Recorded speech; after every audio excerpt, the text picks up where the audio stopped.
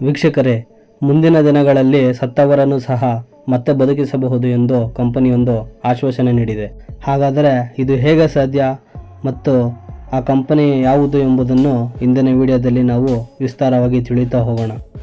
ವೈದ್ಯಕೀಯ ತಂತ್ರಜ್ಞಾನ ಅಂದರೆ ಮೆಡಿಕಲ್ ಟೆಕ್ನಾಲಜಿ ಇಂದು ಅತ್ಯಂತ ವೇಗವಾಗಿ ಅಭಿವೃದ್ಧಿ ಹೊಂದುತ್ತಿದೆ. ಅಷ್ಟೇ ಅಲ್ಲದೆ ಏಡ್ಸ್ ಮತ್ತು ಕ್ಯಾನ್ಸರ್ನಂತಹ ಕಾಯಿಲೆಗಳನ್ನು ಗುಣಪಡಿಸುವ ಉದ್ದೇಶದಿಂದ ಪ್ರಸ್ತುತ ಪ್ರಯೋಗಗಳನ್ನು ಸಹ ನಡೆಸಲಾಗುತ್ತಿದೆ. ಆದರೆ ಇದೀಗ ಮುಂದಿನ ದಿನಗಳಲ್ಲಿ ಸತ್ತವರನ್ನು ಸಹ ಮತ್ತೆ ಬದುಕಿಸಬಹುದು ಎಂದು ಕಂಪನಿಯೊಂದು ಆಶ್ವಾಸನೆ ಕೊಟ್ಟಿದೆ. American company Alcor life extension foundation ವಿಶ್ವದ ಅಗ್ರ ಕ್ರಯೋನಿಕ್ಸ್ ಕಂಪನಿ ಇದನ್ನು ಹೇಳಿದೆ. ಸತ್ತವರನ್ನು ಬದುಕಿಸುವ ಉದ್ದೇಶದಿಂದ ಈ ಸಂಸ್ಥೆ ಶವಗಳನ್ನು ಸಂರಕ್ಷಿಸಿ ಇಟ್ಟುಕೊಂಡಿದೆ. ಹಲವರಿಗೆ ಇದು ಒಂದು ಭ್ರಮೆ ಥರ ಕಾಣಿಸಬಹುದು, ಆದರೆ ಟೆಕ್ನಾಲಜಿ ಅಭಿವೃದ್ಧಿಯಾದರೆ ಖಂಡಿತ ಸಾಧ್ಯವಾಗುತ್ತದೆ ಎಂದು ಈ ಕಂಪನಿಯು ಹೇಳುತ್ತಿದೆ. ಇದಕ್ಕಾಗಿ ಆಲ್ಕಾರ್ ಕಂಪನಿ ಈಗಾಗಲೇ 233 ದೇಹಗಳನ್ನು ಪಡೆದುಕೊಂಡಿದೆ.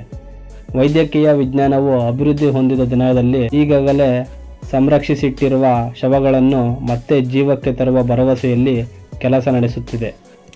ಆಲ್ಕಾರ್ ಬಳಸುವ ವಿಜ್ಞಾನವನ್ನು ಕ್ರಯೋನಿಕ್ಸ್ ಎಂದು ಕರೆಯಲಾಗುತ್ತದೆ.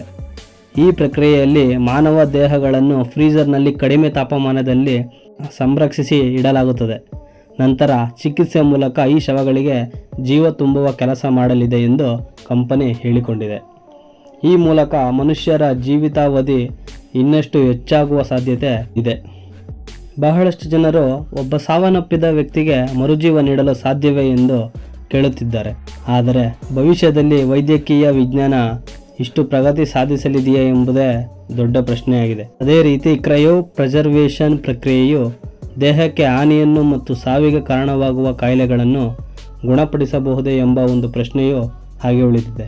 ಈ ಕ್ರಯೋ ಪ್ರಿಸರ್ವೇಷನ್ ಪ್ರಕ್ರಿಯೆ ಎಂಬುದು ಏನಪ್ಪಾ ಅಂದರೆ ಮಾನವ ದೇಹಗಳನ್ನು ಫ್ರೀಜರ್ನಲ್ಲಿ ಕಡಿಮೆ ತಾಪಮಾನದಲ್ಲಿ ಸಂರಕ್ಷಣೆ ಮಾಡುವುದೇ ಈ ಕ್ರಯೋ ಪ್ರಿಸರ್ವೇಷನ್ ಪ್ರಕ್ರಿಯೆ ಆಗಿದೆ. ಸದ್ಯಕ್ಕೆ ವೈದ್ಯಕೀಯ ವಿಜ್ಞಾನ ಅಷ್ಟೊಂದು ಮುಂದುವರಿದಿಲ್ಲ. ಮುಂದಿನ ದಿನಗಳಲ್ಲಿ ನ್ಯಾನೋ ತಂತ್ರಜ್ಞಾನ ಮತ್ತು ಪುನರ್ಜೀವನದ ವೈದ್ಯಕೀಯ ತಂತ್ರಜ್ಞಾನದ ಮೂಲಕ ಇದು ಸಾಧ್ಯವಾಗಲಿದೆ ಎಂದು ಕಂಪನಿ ಆಶಿಸಿದೆ. ಇನ್ನು ಇಂತಹ ಸಾಹಸಗಳಿಗೆ ಹೆಚ್ಚಾಗಿ ಶ್ರೀಮಂತರೇ ಆಕರ್ಷಿತರಾಗುತ್ತಾರೆ. ಅಷ್ಟೇ ಅಲ್ಲದೆ ಒಬ್ಬ ವ್ಯಕ್ತಿಗೆ ಮರುಜೀವ ನೀಡಬೇಕೆಂದರೆ ಸಾಕಷ್ಟು ಹಣ ಖರ್ಚಾಗುತ್ತದೆ. ಜೊತೆಗೆ ಸಂರಕ್ಷಣೆಗೂ ಸಾಕಷ್ಟು ಹಣ ಖರ್ಚಾಗುತ್ತದೆ. ಅದಕ್ಕೆ ನಿಧಿಯನ್ನು ನೀಡಲು ಆಲ್ಕಾರ್ ಟ್ರಸ್ಟ್ ಫಂಡ್ ವ್ಯವಸ್ಥೆಯನ್ನು ಸಹ ನೀಡಲಾಗಿದೆ. ಇದು ಕ್ರಯೋ ಪ್ರಿಸರ್ವ್ಡ್ ದೇಹಗಳನ್ನು ದಶಕಗಳವರೆಗೆ ಅಥವಾ ಶಾಶ್ವತವಾಗಿ ಸಂರಕ್ಷಿಸಲು ಹಣವನ್ನು ಅನುಮತಿಸುತ್ತದೆ. ಕ್ರಯೋ ಪ್ರಿಸರ್ವೇಷನ್ಗಾಗಿ ಸದಸ್ಯತ್ವದ ಹಣದ ಒಂದು ಭಾಗವು ಈ ಟ್ರಸ್ಟ್ ನಿಧಿಗೆ ಹೋಗುತ್ತದೆ. ಸಂಪೂರ್ಣ ದೇಹ ಸಂರಕ್ಷಣೆಗಾಗಿ ಈ ಟ್ರಸ್ಟ್ಗೆ $115,000 ಅಂದರೆ 96 ಲಕ್ಷಗಳನ್ನು ಪಾವತಿಸಬೇಕಾಗುತ್ತದೆ.